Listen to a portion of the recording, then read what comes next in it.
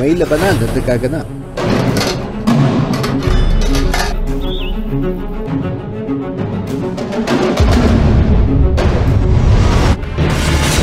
Tinagal kong nagda-dive, never pa ako nakakita dito sa ilalim ng dagat. Dito lang pala sa Mindanao makikita silang madami.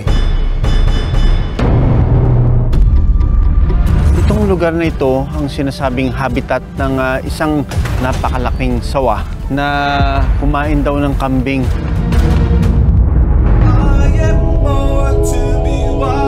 Inihahandog ng Born to be Wild ngayong Nobyembre.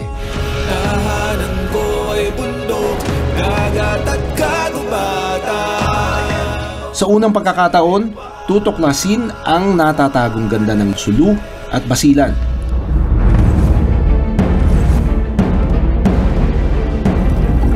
Sa nag-uuntugang mundo ng tao at buhay ilang.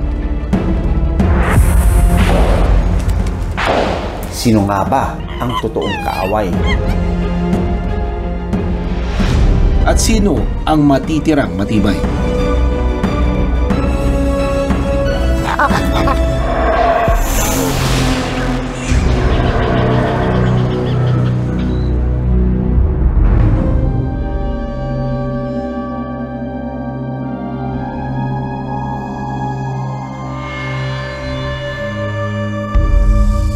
Sa paghahanap niya ng mga kain, isang teritoryo ang kailangan niyang tawirin.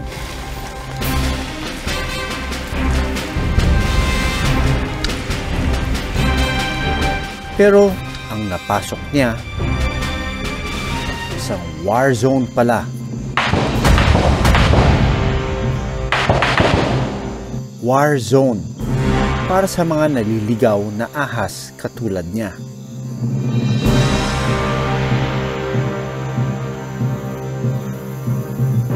Sinubukan niyang sumiksik sa puno para magtago. Kahit ako parang ayokong pasukin itong lugar na ito dahil napakasukal, and we're dealing with a snake that can swallow a whole adult goat, ano? Nakatakot.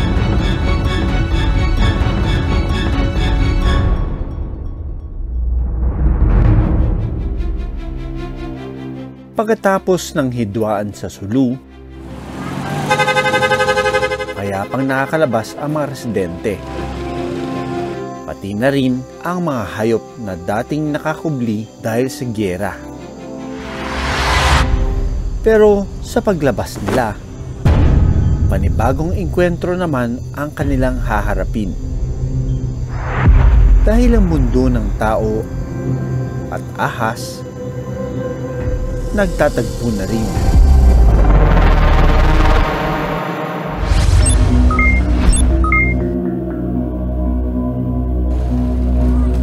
Sa Indanan, Sulu, laging nakaalerto ang mga residente ng Baryo Buanza. Ilang beses na kasing may namata ang malaking ahas na gumagala sa lugar. At nito ngang Oktubre, isang malaking sawa ang naabutang kumain ng isang buntis na kambing sa bahay na ito. Sa takot, hindi na nilapitan pa ng mga residente ang sawa. Bumalik raw ito muli sa gubat. Itong lugar na ito ang sinasabing habitat ng isang napakalaking sawa na kumain daw ng kambing. At may mga kabahayan doon nagkaroon ng engkwentro sa sawa. May nakita daw kasi sila, Dok. Tapos pagbalik daw, parang laki na daw ng ng balde. Diyan po daw sa sa baba. Yung malaki na daw ang kumain ng kambing.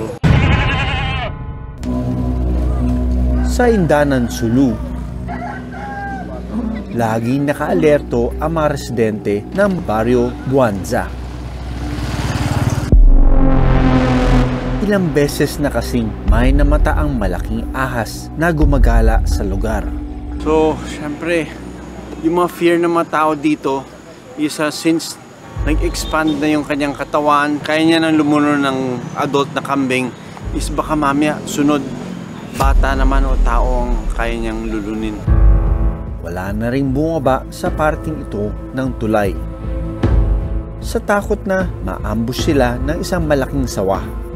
Sinabihan niya daw po yung mga bata na wag daw po pumunta dyan kasi nakakatakot daw po yung mga ahas. Kahit ako parang ayokong pasukin itong lugar na ito dahil napakasukal.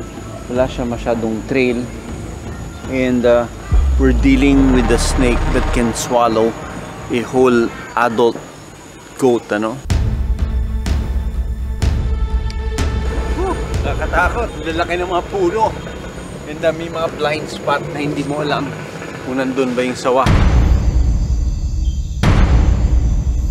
Most probably digested na yung kinain niya and it's ready again to hunt. So hindi natin alam kung kailan siya magsa-strike again. Hanggang ngayon, hindi pa ulit nagpapakita ang sawa na lumulon ng kambing.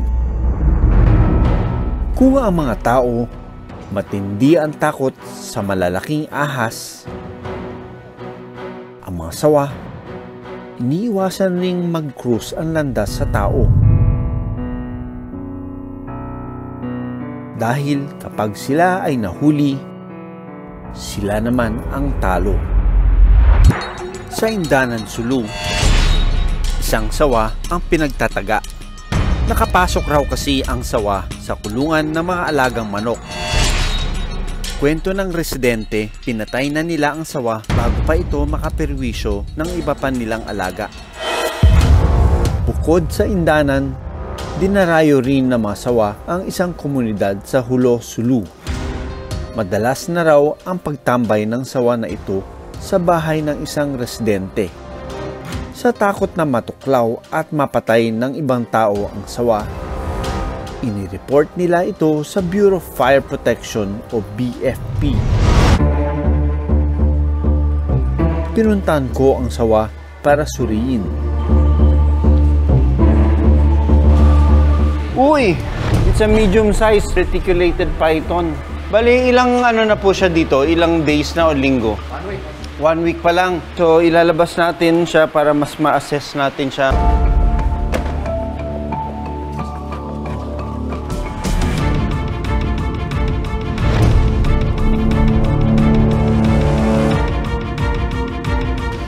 Malinis. Napakagandang candidate ito for release back into the wild. Whoever captured this one, yung taga BFP daw nakahuli, did a good job. Kalimitan yung mga dinodocument namin is napaka-aggressive. Strike na sila ng strike. Pero bakit napaka-friendly nitong reticulated python na ito, no? Okay. Tumugin natin,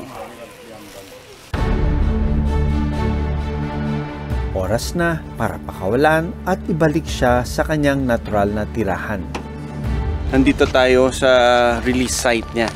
So, samahan tayo ng mga taga dito sa Budatu para i-release itong reticulated python na na-examine na natin.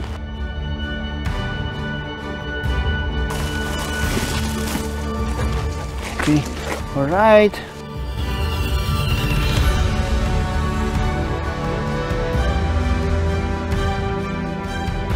May ibang tao na na-appreciate nila yung presence ng wildlife. Once makita namin na okay naman siya i-release, binabalik namin siya sa natural habitat po.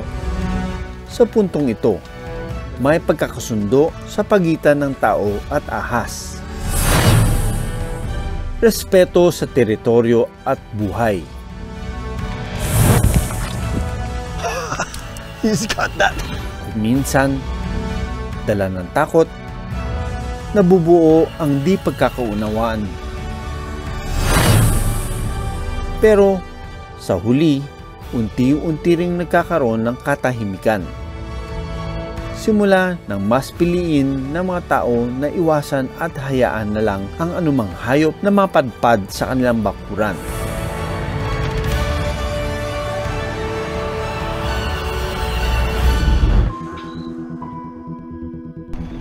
Mahigit 5 dekadang nabalot ng tensyon ang Basilan dahil sa giyera kontra terorismo.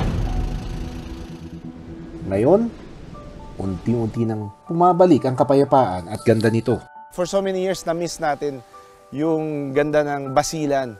Pero hindi pa uli ang lahat. Tulungan natin sila sa kanilang pagbangon. Pasok tayo dito sa lugar ng mga Samal Badjao. No?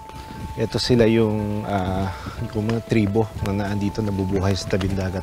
Hap ko, hap! Yun, ibig sabihin good afternoon. Daming mga bata, no?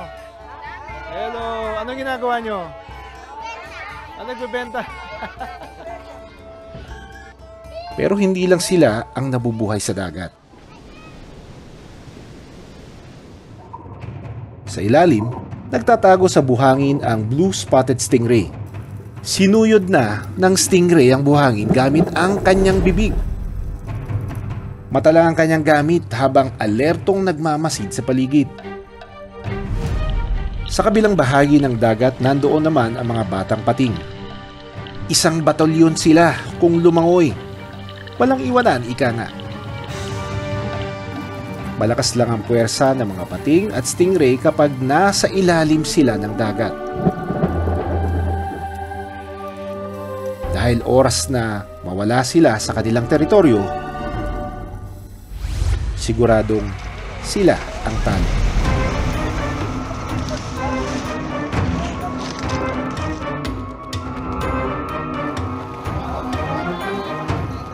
Dahil sa ibabaw, sa palengke na raw sila matatagpuan. Wala nang buhay. Kasama ang Maritime Police at Ministry of Agriculture, Fisheries and Agrarian Reform, sumama kami sa kanilang patrolya. Oh, look at this. Ito, pating. Black tip ito. Black tip. Ayan, oh, characteristic black tip. Puro pating yan, Ang dami niyan, oh. Grabe, oh, puro pating. Ito pati yung blue spotted stingray. Magkano nyo binibili? 50 isa. 50 pesos ang isa. Oo. Magkano nyo binibenta? Mga 60, 70. 60-70 pesos. So ganun lang ang halaga ng pating. Kwento ng mga kasama namin na magpapatrol sa palengke, bawal hulihin ang mga pating at iba pang lamang dagat gaya ng taklobo. Labag to sa Philippine Fisheries Code. Sinasabihan namin po. Kahit yung mga namuhuli ng mga namimingit sa kanya, yan sinasabihan namin na bawal talaga. So lahat ng nakikita natin, madali natin sa opisina. Isa-isang hinilera ang mga dugo ang pating at iba pang nahuli. 4 na guitar shark, bagi. Halos mga 30 pirasong sharks yung nakuha nila dito. Kasama yung ibang mga blue spotted marble ray. Ang kasamahan nilang wedgefish, patay na rin. Karaniwan ko lang nakikita to sa mga ocean parks at saka sa mga museum na mga isda. Sa tinagal kong nagda-dive, never pa ako nakakita dito sa ilalim ng dagat. Dito lang pala sa dagat nila dito sa Mindanao, makikita silang madami. Malalaki.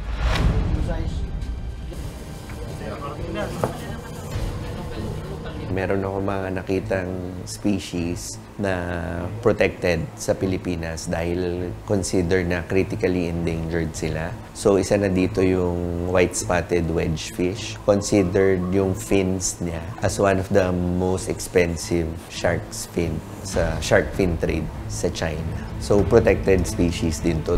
Pero hindi lahat nakakaalam nito. So ngayon, alam mo na kung bakit namin tinuli dahil bawal.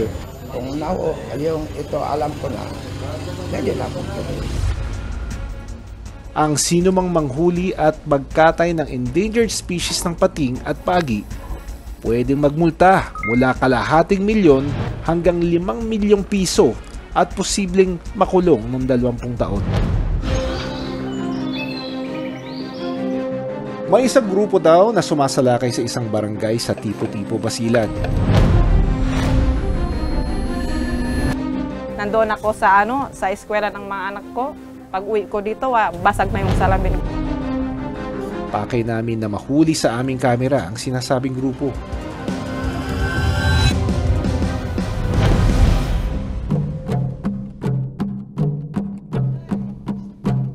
Dinayo namin ang Tipo-Tipo, Basilan para alamin ang kwento ng mga dayuhang bandido. Magandang umaga po. Ate, assalamualaikum. Hindi naman sir nabuksan niya pero dito ni ano niya sir oh. Ayan kaya may mga ganyan sir, na. oo. So itong mga ito sinisira nila. Kaya nyo nilagyan ito. Kasi kung wala diyan hindi kami makalabas sir o makasapunta sa eskwela ng mga anak ko. Dito na lang ako ganun sa bahay Binabantayan mo na lang. Kasi kung walang bantay pati yung tubig. So nung wala ito, yung halos ginaganyan lang nila. Tapos ngayon pati ito meron na rin.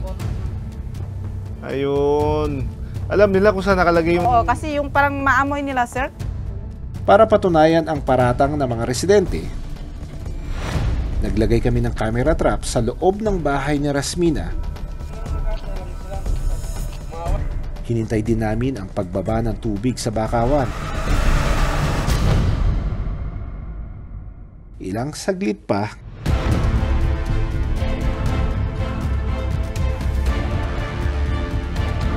dahan-dahan na itong pumasok sa bahay ni Rasmina.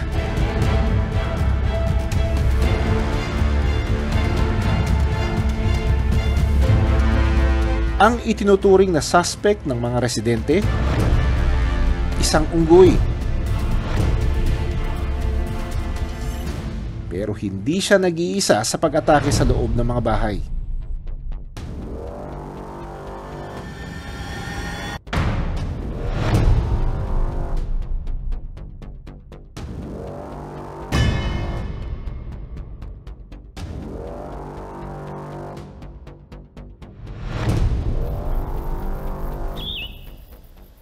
Si Boraotan ang leader ng grupo.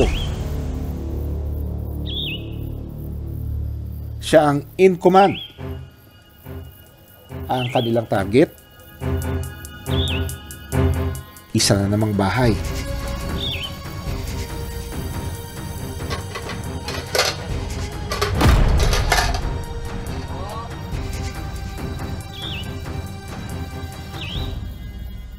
At dahan-dahan nila itong papasukin.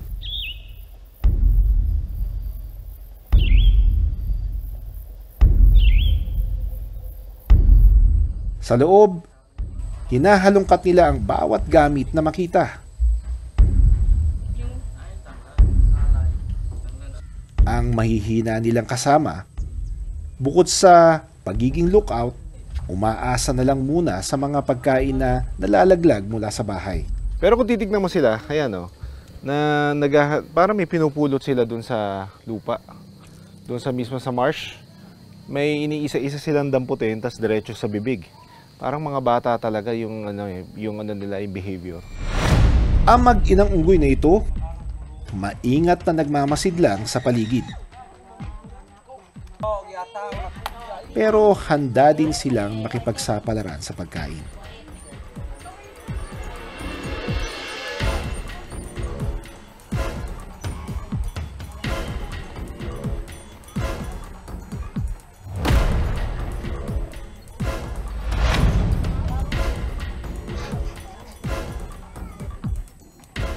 Sa kagustuhan ng mga residente na hindi na maperwisyo,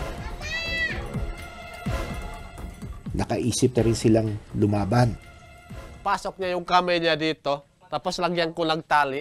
Yung kanin, inano niya, binuksan niya. Lagyan ko lang tali dito, dyan ako sa loob. Tapos pagpasok ng kamay niya, hinila ko. Hindi, nakatali siya, tumakbo siya dyan. Ayaw namin kapag patayin mo yan. Katunayan, isang unggoy agad ang nabiktima. Napilayan ito ng kanang kamay dahil sa trap.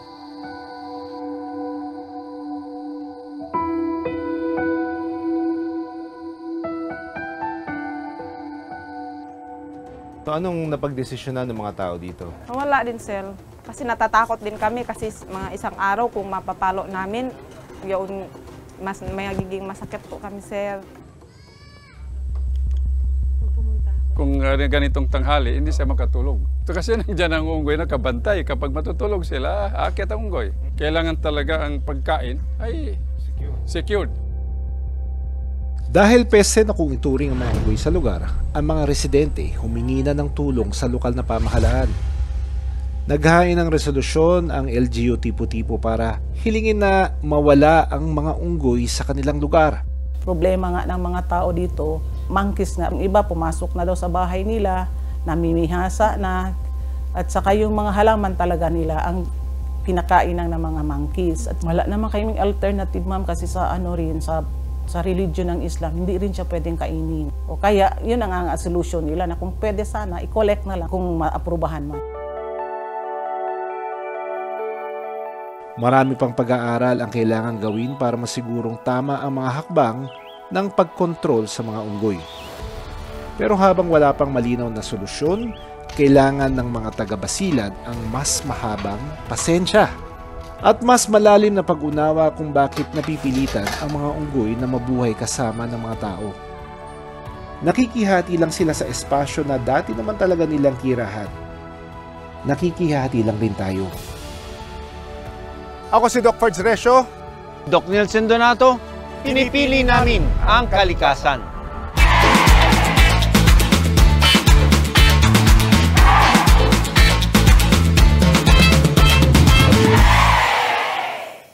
Maraming salamat sa panonood ng Born to be Wild. Para sa iba pang kwento tungkol sa ating kalikasan, mag-subscribe na sa GMA Public Affairs YouTube channel.